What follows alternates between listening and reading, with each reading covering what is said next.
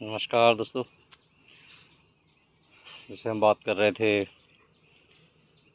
अपनी खेती अपने बीज मुहिम की, तो ये मुहिम अन्नदाना सॉइल एंड सीड सेवर्स बेंगलुरु के सहयोग से शुरू करी थी।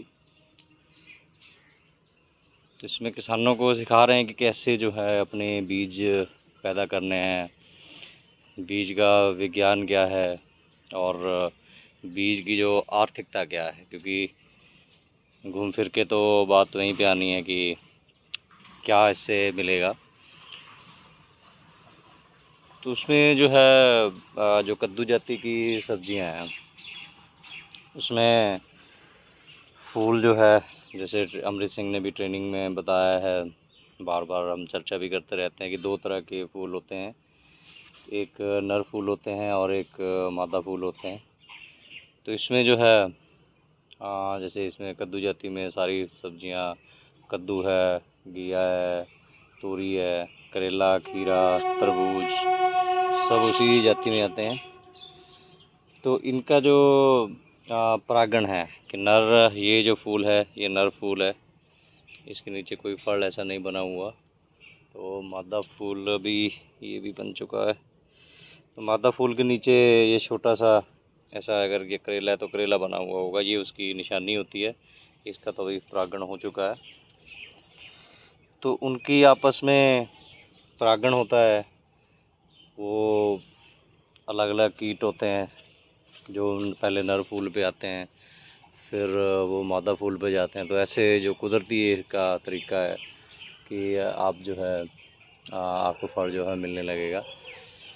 तो यहाँ ये जो बेल है करेले की, तो ये अन्नदाना की एक वैरायटी है, दो वैरायटियाँ हैं अलग अलग। तो उसमें जो है ये अपने आप ये बेल उगी थी, लगभग मिड जून के आसपास ये बेल उगी थी, 10-15 जून के आसपास। तो अपने आप ही उगी है, तो भी बढ़िया, इस पर करेले लगने लगे हैं। और एक करेला, क्योंकि आसपास और कोई था नहीं और दूसरी किस्म का, तो ये बीज जो है वो तैयार हो गया है। तो काफ़ी चांस है कि ये प्योर हो। तो ये पक गया है, इसका साइज़ भी अच्छा है, टेक्सचर सब कुछ जो है बहुत अच्छा है। तो ये बीज लगभग अब पक के तैयार है, 1-2 दिन में पूरा पक जाएगा। तो इसका हम बीज रखेंगे। तो इसमें से 2-3 करेले तोड़ के हमने खाए भी हैं। तो एक के साथ ही एक ये और वैरायटी है, ये छोटे साइज़ का करेला है। ये कुदरती उगे थे तो हमने ऐसे ही छोड़ दिए। एक बेल और भी उगी हुई है, ऐसे ये तोरी की बेल है। तो ये भी अपने आप ही जो तोरी पक के गिर गई तो उससे लगी थी, ये फेंस पे फैली हुई है। तो ये भी दीवार के आसपास इसका ढांचा बनाया है।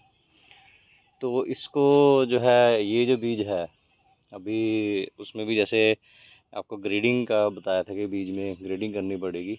अब इसकी कोई गारंटी नहीं है, क्योंकि ये अचानक से उग गया है, तो इसकी कोई गारंटी नहीं है कि ये शुद्ध होगा, क्योंकि और भी बेलें लगी हुई हैं।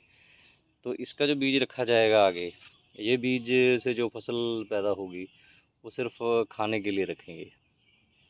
तो ये आपको ध्यान रखना है, कोई ऐसा अगर बीज पक जाता है जिसकी आपको गारंटी नहीं है कि आपने उसका पॉलिनेशन कंट्रोल किया है, तो उस बीज को कभी भी बीज तैयार करने के लिए नहीं रखना है, क्योंकि आपको फिर पता ही नहीं चलेगा कि कौन सी जनरेशन में जाके इसका बीज जो है वो मिक्स बीज अगर निकलेगा तो वैरायटी का क्या चेंज आ जाएगा।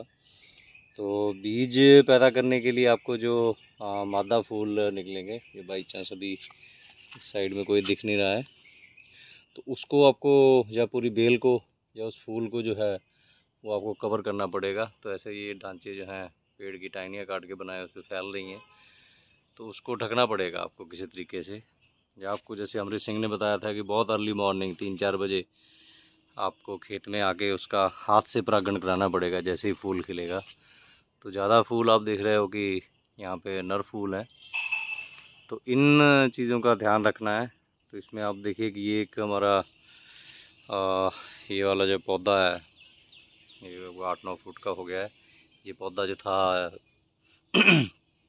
ग्वार का पौधा था, इधर भी है, तो ग्वार के ऊपर ही ये बेल चढ़ के ये ढांचा जो बना हुआ था उसके ऊपर आ गई है।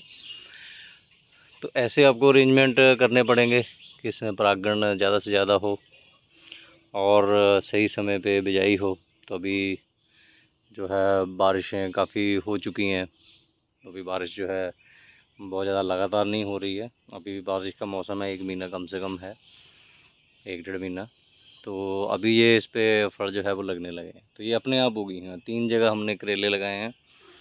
तो जो देसी है, ये वाली जो किस्में हैं, इनका जो है हम परागण कंट्रोल करके इससे बीज भी तैयार करेंगे। बहुत आसान है, एक करेले में से आपको 10-20 बीज आराम से अच्छे बीज जो है वो मिल जाएंगे। तो आपको पता होना चाहिए कि कैसे इसको बचाना है पर परागण से, और कब जो है वो करेले को निकालना है। तो बड़ा आसान है कि ये पीले रंग का हो जाएगा, बहुत जल्दी ये पक जाता है, 4-5 दिन में, ज़्यादा टाइम नहीं लेता। तो आपको इसको तोड़ के उसमें से बीज निकालने हैं और फिर उसको रूम टेम्परेचर पे सुखा के रखना है। तो उसमें बस यही ग्रेडिंग में यही ध्यान रखना है कि जो बीज जिसका पर परागण नहीं हुआ, जिस फल का कंट्रोल नहीं हुआ है, उसको कभी अगले साल बीज के लिए नहीं रखना है। तो ये छोटे छोटे नुक्ते हैं जिसके अपना के आप जो है वो अच्छे बीज जो है वो पैदा कर सकते हैं। तो लगता तो लगेगा नहीं आपको कि इससे कोई ख़ास फ़र्क पड़ेगा।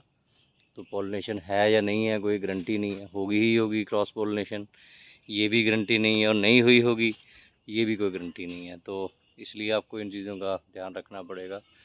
तो यहाँ हमारे पॉलिनेशन के जो एजेंट हैं, ब्लिस्टर बीटल, यूनिवर्सिटी का नंबर 1 दुश्मन और किसानों का, फसलों का आप सहयोगी मित्र कह सकते हो। तो यहाँ तोरियाँ खूब लगी हुई हैं, अभी धूप निकली हुई है तो काफ़ी दिन बादलबाई हुई रही, तो जिधर जिधर बेल फैल रही है तोरियाँ लगती जा रही हैं। पेड़ के ऊपर चढ़े थे, हमने काट भी दिया था वहाँ पे। तो फेंस पे ऐसे ये तोरियाँ चल रही हैं, या अनार लगे हुए, अनार पकने वाले हैं। तो इसको अभी ये पार्ट जो है बेल का ये निकालेंगे, इसने पूरे पौधे को कवर कर रखा है। तो ऐसे जो है आप जैविक फेंस बना के उस पर ऐसे बेल जो है वो चला सकते हैं। तो फेंस जो है वो आपको एक सपोर्ट स्ट्रक्चर प्रदान करेगी। तो उसमें आपको देखना है कि कैसा आपको स्ट्रक्चर बनाना है, कौन से उसमें फसलें लगानी है, या फिर आपको बाज़ार में जो इंडस्ट्री है उसी को बिज़नेस देना है। तो ये छोटी छोटी बातें, इनका ध्यान रखिए। बीजों के बारे में, फलों के बारे में, फूलों के बारे में, परागण के बारे में पढ़ते रहें, जानकारी लें वैज्ञानिकों से, ऑफिसर हैं उनसे, तो तब आपको पता चलेगा। तो ये एक छोटा सा नुक्ता है कि कौन सा बीज बीज के लिए रखना है, कौन सा आगे की फसल लेने के लिए रखना है। तो जो ट्रेनिंग है अमृत सिंह के फार्म पे होती है, तो उसमें सब कुछ बताया गया था, और आगे भी ट्रेनिंग होगी, और ये सारे नुक्ते आपको एकदम विस्तार से बताए जाएंगे। तो 5 दिन की ट्रेनिंग जो है वो हम जल्दी ही ऑर्गेनाइज़ करने वाले हैं, तो उसकी जानकारी आपको जल्दी दी जाएगी। धन्यवाद।